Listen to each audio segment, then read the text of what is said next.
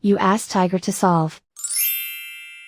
This deals with linear equations with one unknown. The final result is x equals -3/5. Let's solve it step by step.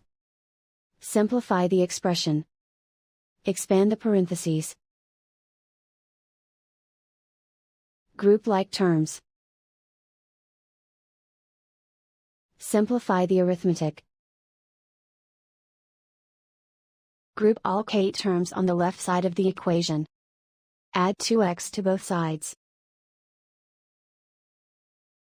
Group like terms. Simplify the arithmetic. Group like terms. Simplify the arithmetic. Group all constants on the right side of the equation. Subtract 5 from both sides. Simplify the arithmetic.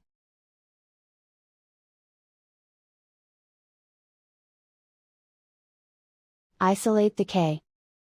Divide both sides by -5. Cancel out the negatives.